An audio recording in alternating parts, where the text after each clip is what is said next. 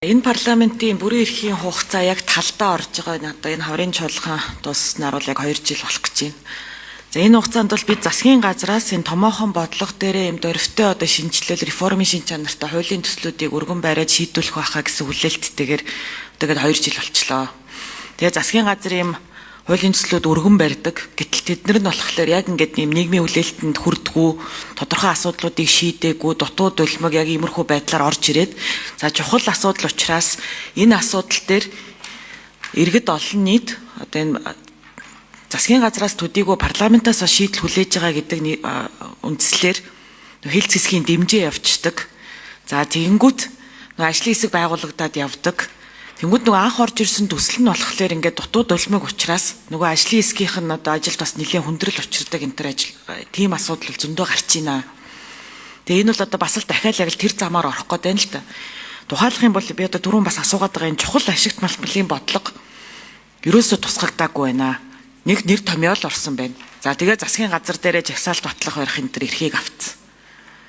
Тэгээ энэ чухал ашигт болтын бодлогынхаа хүрээнд энэ зэсийнхаа асуудлыг ч гэсэндээ оруулаад энэ бусад улс орнуудын нэгэн адилаар энэ одоо бас энэ хөрөнгө оруулалт татах за энэ supply chain-ийнхаа асуудлыг шийдэх мэдэх одоо мэдхгүй нэг тэр арай юм дөрвтойхон байдлаар энэ шинэ эдийн засагт чинь нийцж байгаа энэ дэлхийн дахны трендүүдийг дагсан нэг тийм бодлого бас оруулж иж болоогүй мүү гэдэг асуулт.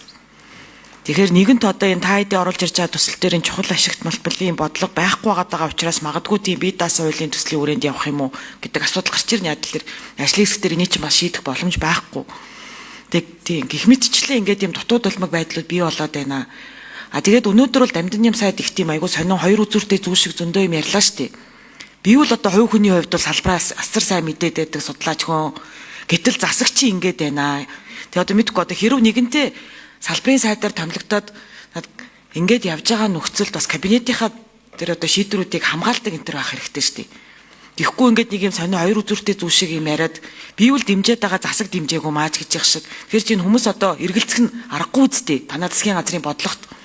Энд чинь танай засгийн газраас ямар ч тийм манлайл харагдахгүй байгаа шүү дээ. Тэгээд нэг сайд нь орж ирээд нэг юм яриад одоо энэний араас тэр бизнесийн эрхчлөөний хууль орж ирнэ.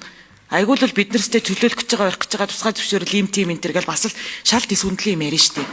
Тэгэхээр танай засгийн газрын тэр одоо манлайллын бодлого чи хаана байгаа?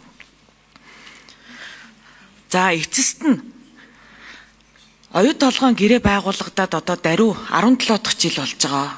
Тэгээ сая бид нар тэр 16 жилийнх нь ойгоор гэдэг шиг их хурал дээр тэр түр хянан шалах хорооны сонсгол хийгээд өчнөө олон одоо хоног судалгаа шинжилгээ хийгээд сонсголын хүрээнд 3 өдөр одоо асуудлуудыг сонсоод ингээд явсан. За тэгээ үр дүнд нь тэр 120 дугаар тогтоол гэдэг тэр тогтоол батлагдсан. Маш тодорхой залт бүхий. Тэгээ улсын хурлаас засгийн газар тийм тодорхой үүрэг чиглэл өгсөн тогтоол энд таны тэр сайдын хуваар юу бодох чинь бол бас хамаагүй. Тэгээ тэр тогтоолын хэрэгжилтэйл бид нар танаас нэхэд байгаа. Тэнгүүд яг үндсэн тэр нөгөө асуудал руугаа орохгүй энэ хилцээр эхлээд одоо даруй хагас жил болж яхад яг тэр тогтоолын тэр нэг бүхий 5 зүйл дээр тодорхой ахис дэвшил гаргахгүй тэгээ зүгээр тэр нөгөө хилцээр хийх тэр одоо зээлийн хүүний талаар хилцээр хийх 7 жилийг ингэсэн тэгсэн энэ тэргээ зүгээр нэг юм дайвар зүйлүүдийг л яриад шоудаад ах юм. Тэгээ үр дүн чи хаана байгаа би хэдэн ямар хугацаанд энэ хилцээр чи үргэлжлэх юм. Одоо хагас жил боллоо шүү дээ хангалттай шүү дээ. Тэгэхээр энэ дээр л үр дүн гарга. Уулуурхаан сайдаас бөгөөд энэ засгийн газраас ерөөсөө ноёдлогын хилцээр дээр л үр дүн гаргахыг л хүлээж байгаа шүү яг цагаад болохоор түүх тэрийг л